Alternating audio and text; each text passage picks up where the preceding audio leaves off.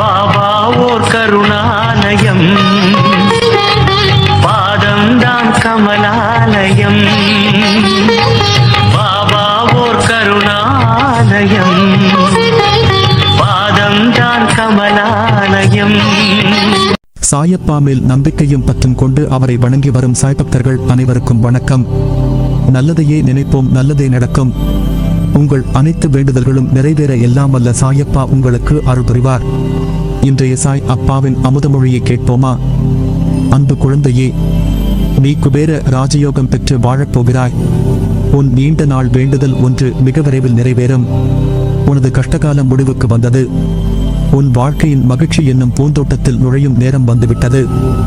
இனி உன் எண்ணம் போல் உன் வாழ்க்கை மாறும். அதனால் கவலையை விடுத்து சந்தோஷமாக இரு செல்லமே. பல பேர் கூறியிருப்பார்கள், உன்னால் ஜெயிக்க முடியாது, பணக்காரனாய் வாழ முடியாது, சந்தோஷம் என்பது உன் வாழ்க்கையில் இருக்காது என்று கூறியிருப்பார்கள். அதை நம்பாதே. அது எல்லாமே போய். உன் வாழ்வில் இது நடக்கும் நடக்காது என்று யாராலும் கூற முடியாது. அவை எல்லாம் முன்கூட்டியே எழுதி வைக்கப்பட்ட பக்கங்கள். விதி என்னும் விளையாட்டில் நீ என்ன நான் என்ன எல்லாரும் ஒன்றுதான். மேடும் சமமாய் போகும் சாலையும் உன் வாழ்க்கையும் ஒன்றுதான். எதை கண்டும் உன் பயணம் நிற்கப் போவதில்லை. ஒரு நாள் சோகமாய் இருப்பாய், மறுநாள் சந்தோஷமாக இருப்பாய். இரவும் பகலும் வந்து செல்வதைப் போல சந்தோஷமும் கஷ்டமும் எல்லோர் வாழ்க்கையிலும் வந்து செல்கிறது. எல்லாவற்றையும் கடக்கத்தான் வேணும். பயந்தாலும் அதே இடத்தில் நிற்க இயலாது. நீ செல்லும் பாதைகள் எத்தகையது என்று உன்னால் தீர்மானிக்க முடியாது என்றாலும் அதை எப்படி நல்லபடியாய் கடப்பது என்று உனக்கு உன் மனதில் இருந்து நான் கூறுவேன். நீ விழும்போது என் கை உன்னை தாங்கி பிடிக்கும். உன்னை அந்த கஷ்டத்தில் இருந்து காப்பாற்றுவேன். நீ விரும்பும் வாழ்க்கையை என் பரிபூரண ஆசையோடு பெறுவாய். ஏனென்றால் நீ என் அன்புக்குரிய பிள்ளை. என் குழந்தையை நான் தவிக்க விடுவேனா? உன்னால் சாதிக்க முடியும். அந்த அளவுக்கு திறமையும் புத்திக்கூர்மையும் உனக்கு உண்டு. ஆனால் நீ என்ன செய்கிறாய்? எதையோ யோசித்து உன் நேரத்தை வீணடித்து உன் வாழ்க்கையை வீணடிக்கிறாய். உன் எண்ணம் முழுவதும் உன் உதவிக்கு உறவினர்கள் இல்லை, யாரும் அரவணைக்க மாட்டேன் என்கிறார்களே என்று கவலை கொள்கிறாய். அரவணைப்பு இல்லாதது போல் உணர்கிறாயே. உன் கண்களில் கண்ணீர் விழும் தருவாயில் உன் மனநிலைமை கண்டு என் கண்களில் இருந்து முதலில் வடிகிறது. மனதிற்குள் புலம்பி அழுது கொண்டும் வெளியில் சிரித்துக் கொண்டும் உனக்கு உன் முகம் நாடகமாய் நடிப்பது போன்று இருக்கிறது. எதற்காக இந்த வேஷம்? இது உனக்கு கஷ்டமான காலம் என்று நீ நினைக்கிறாய். ஆனால் என்னை பொறுத்தவரை இது உன்னிடம் உள்ள குறைகளை மாற்ற உனக்கு ஏற்பட்ட நல்ல பாடமாய் அமைந்த காலம்தான். இதை நீ பயன்படுத்திக்கொள். உன்னை சரி செய்ய உனக்கு ஏற்பட்ட பொன்னான வாய்ப்பு இது என்று நினைத்துக்கொள். நடக்கும் பிரச்சனைகளை கண்டு மனம் தடுமாறும். நீ முன்னே செல்ல 4 படிகள் ஏறினால் 4 படிகள் பின்னே இழுக்க உன் எண்ணங்கள் உன்னை குழப்பும். யாராக இருந்தாலும் சரி, வெற்றியும் தோல்வியும் வாழ்வில் இணைந்தே வரும். ஆனால் ஜெயிக்கும் எண்ணம் கொண்டவர்கள் ஏன் அந்த தோல்வி வந்தது, அதில் இருந்து என்ன கற்றுக்கொள்ளலாம் என யோசித்து அந்த தோல்வியையே தங்கள் படிக்கட்டாய் மாற்றி வெற்றி கோப்பையை வெல்கிறார்கள். அதனால் இனியும் நடந்ததை பற்றி மட்டுமே யோசிக்காமல் இனி நடக்கப் போவதை பற்றி யோசி. இவ்வுலகில் ஜெயிக்க தகுதியும் திறமை மட்டும் இருந்தால் போதாது. இடைவிடாமல் உழைக்கும் எண்ணமும் வேண்டும். ஒரே அடியில் ஏணியின் உச்சியை அடைய முடியாது. ஒவ்வொரு படியாகத்தான் ஏற முடியும். அதே போல்தான் உலகை சுற்றி வர ஆசைப்பட்டாலும் அதற்கு முதல் அடியை எடுத்து வைத்தால் தான் முடியும்.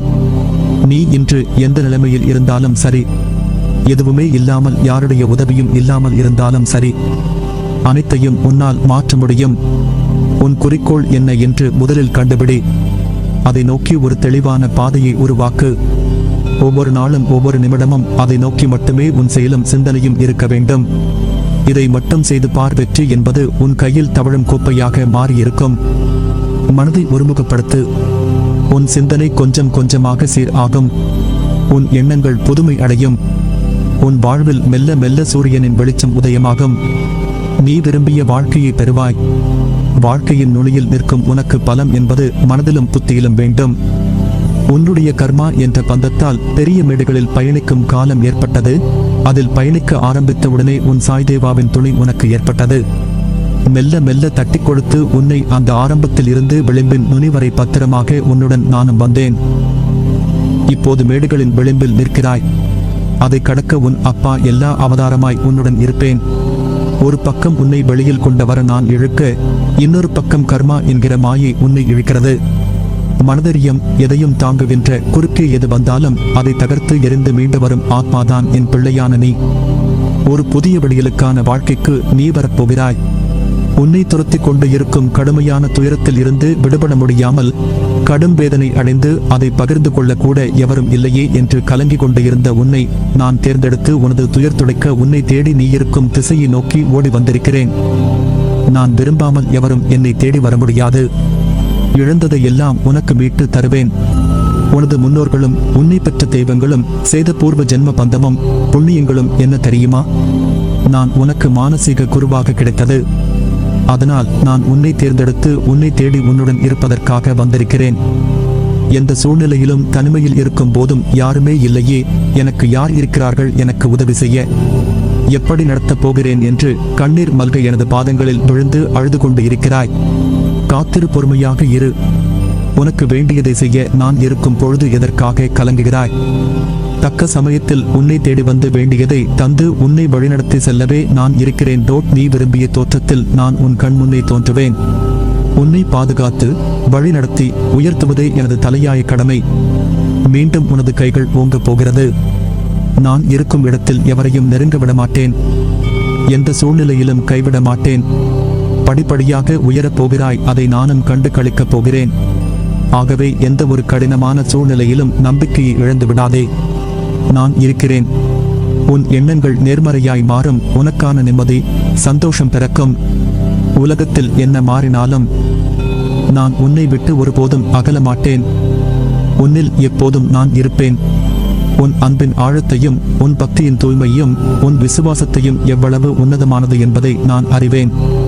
நீ ஜெயமாக எல்லா செல்வ வளங்களை பெற்று சீரும் சிறப்புமாய் நிம்மதியான மகிழ்ச்சியான வாழ்க்கையை பெறுவாய்.